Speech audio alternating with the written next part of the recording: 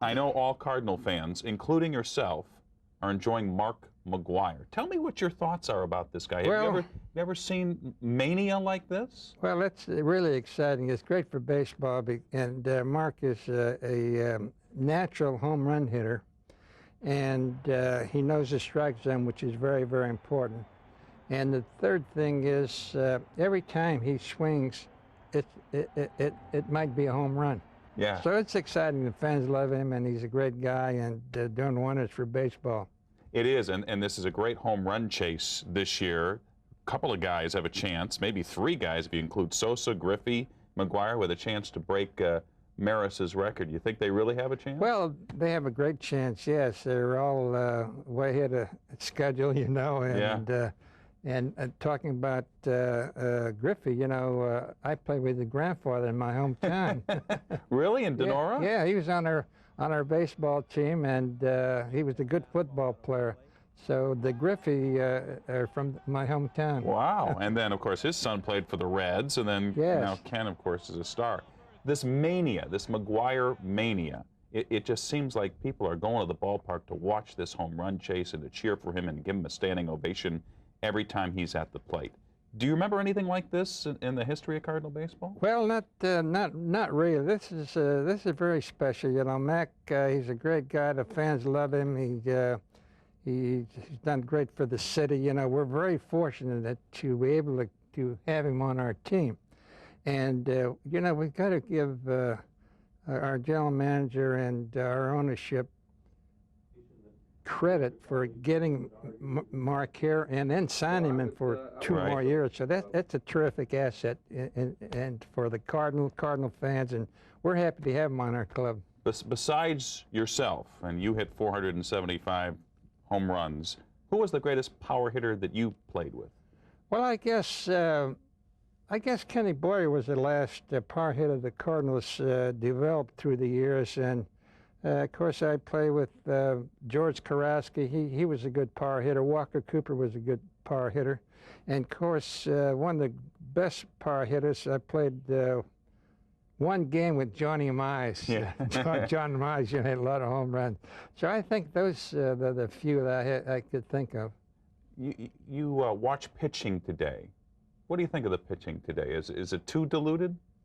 Well, no question about that. You know, everybody in baseball knows with 16 or 18 more teams, you know, in the league, why the pitching is somewhat spotty, right? Yes.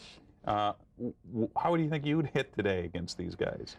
Well, you know, once you can hit, you know, you could hit in the air, really, yeah. Because, you know, we talk about errors, you know. When I played in the 40s, I was competing against the guys who played in the 30s.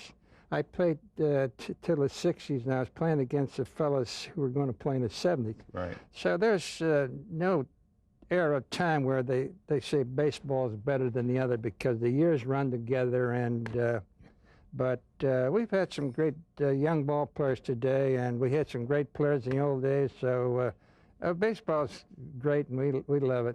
So someone asked me the other day, and I used the old joke. They said, what would Stan Musial hit today? And I said, oh, he'd probably hit about 310, 320. But you got to remember, he's in his 70s. Well, I could hit, but I don't know who'd run.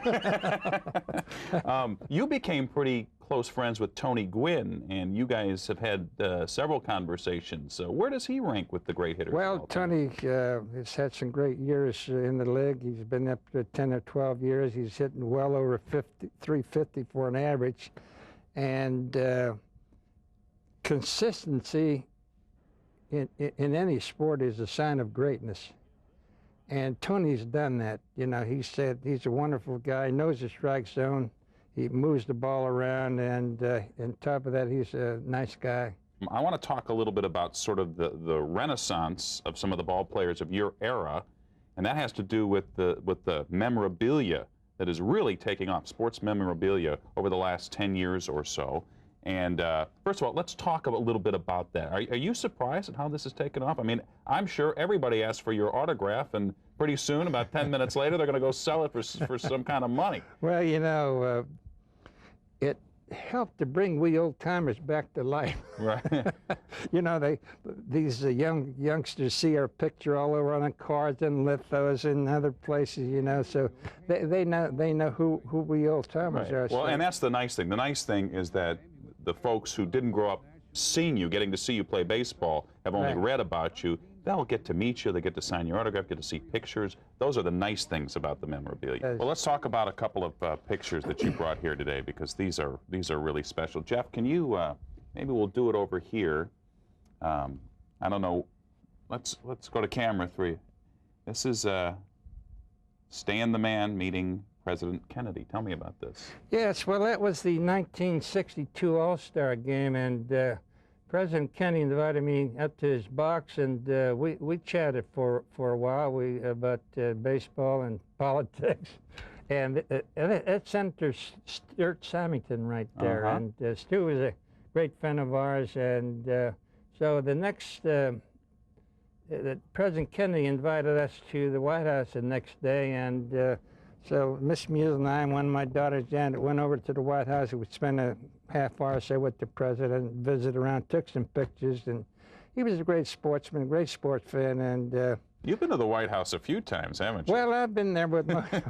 Because President Clinton is also a Cardinal fan. Yes, he is. He was a great Cardinal fan, and of course, George Bush, you know, was a great baseball fan. Right. He was a first baseman, loved baseball. So we've had a lot of presidents who really love baseball. All right, let's show this next picture. See if you recognize who this guy is. Who is that guy? Well, you know, that picture was my first spring training down in St. Petersburg, Florida, back in 1942. Now, take a look at the glove. You wonder how we caught the ball. Yeah, how did you? With that feather tick glove, but we never missed any.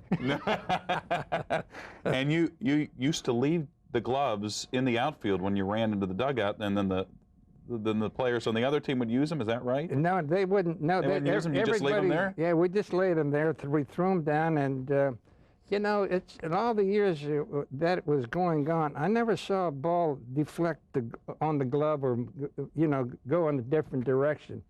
But I like to when I threw my glove down, I like to see it hit flat and lay there rather than turn over. Right. If it turned over, I went down and put it back because I was superstitious.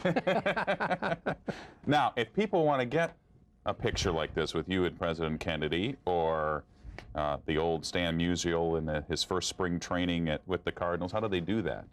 Well, we have our company out on Manchester in 270, Stan the Man Inc., and they could either write or call, or what's their number, Dick? Dick, what's their number? 965-3000. Yeah, that's a good way. Now, before we go, you always say you don't go anywhere without it. Did you bring the harmonica? Oh, my goodness, let's see. Now, sir, he always tells me he doesn't go anywhere. He didn't bring it. Oh, wait a while, let's see. Oh. He's got it. All right, so we'll play to break, and you'll take me out to the ball game? Can you do that? Okay, all right. All sure, right. Let's do it. Stan the Man, take me out to the ball game.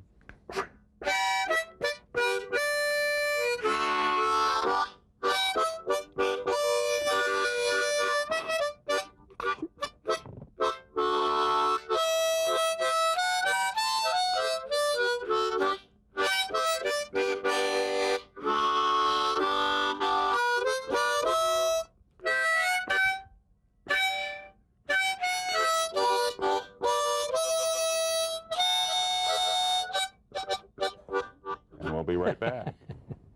Thanks, Stan. Okay. All right.